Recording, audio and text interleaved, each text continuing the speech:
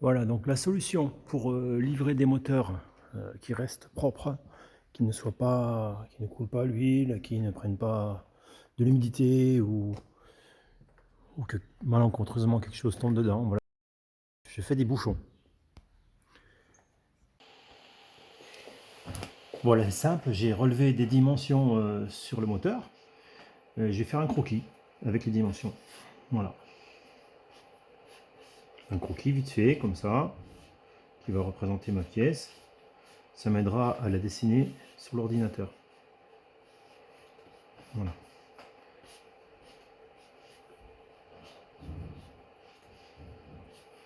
Les dimensions. Voilà, on a 17 mm. Diamètre 48. On va évider l'intérieur pour que ce soit plus facile, plus rapide à imprimer.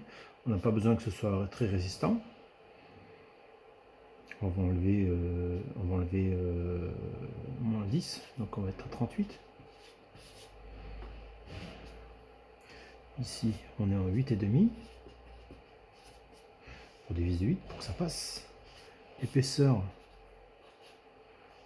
on va mettre 5, que ce soit suffisamment résistant. La hauteur là,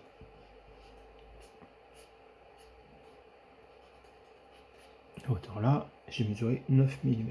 Voilà, pour que ça vienne appuyer sur les joints d'échappement. Voilà, bouchon VMAX 1200.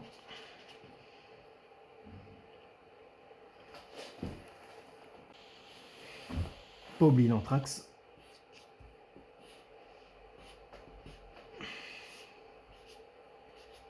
66, les Catalans. Voilà, création d'une surface de travail sur le plan de face. Je crée la ligne, l'axe de construction qui va permettre de positionner les différentes formes. Je le dimensionne, voilà. Là, je mets les axes verticaux. L'axe central qui me servira de symétrie. Je dimensionne.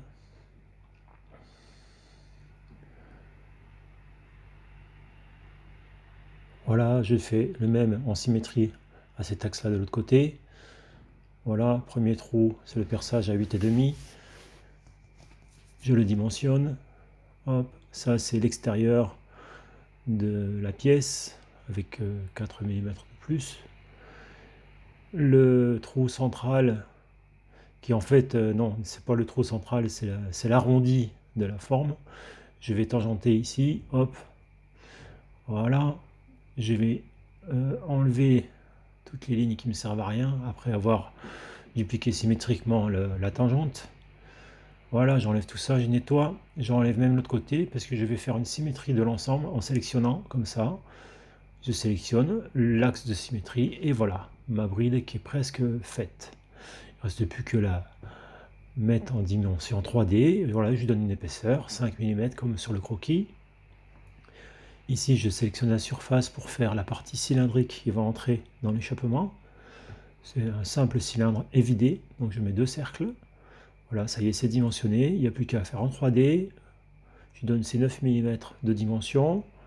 Petit chanfrein. Voilà. Pour que la pièce ne soit pas blessante. Je prends la surface du dessus. Je vais faire mes petites entretoises qui seront intégrées pour l'appui des boulons, des écrous.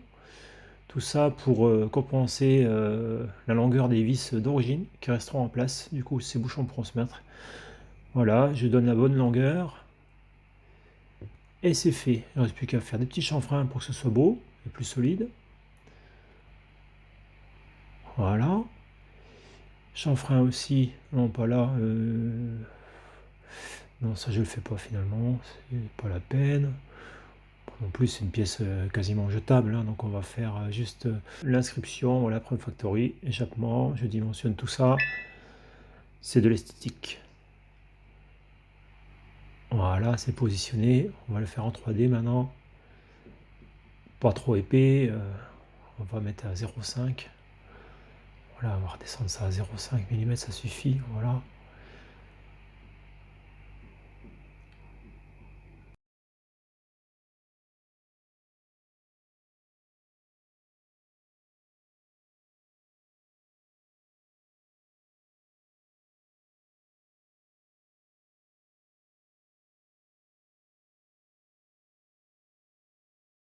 Les petits chanfreins qui restent à faire maintenant. Et là, ça devrait être fini. Voilà. Voilà, maintenant on passe au traitement sur le logiciel de l'impression 3D. Donc là, j'ai le volume que j'ai exporté depuis mon logiciel de conception et je vérifie l'impression. Je vois qu'il y a des espaces dessous qui sont en porte-à-faux, donc on va générer des supports. C'est assez rapide, hein. Voilà, ça se fait quasiment automatiquement. J'ai juste quelques paramètres à bouger. Et là, on va voir les supports qui vont apparaître. Et là, je fais hop, on voit bien que ça se construit. Voilà, là c'est parfait. Ça se construit progressivement et il n'y aura pas de déformation de la pièce. Alors, l'impression 3D, on voit la partie centrale qui s'imprime avec les supports sur le côté en zigzag. Bientôt, il va y avoir le plateau. On y arrive. Voilà, le plateau est fait.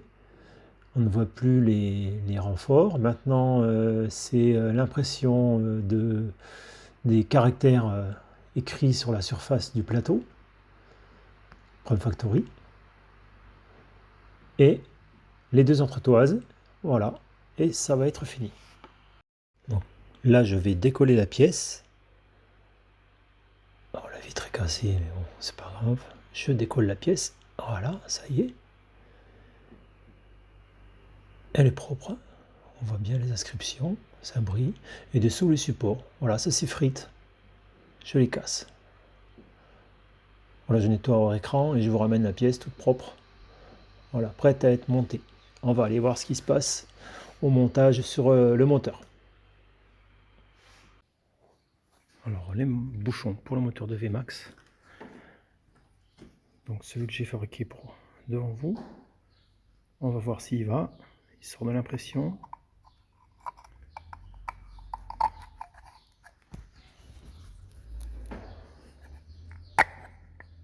Voilà, pile poil. Il y a le joint qui est en place dessous.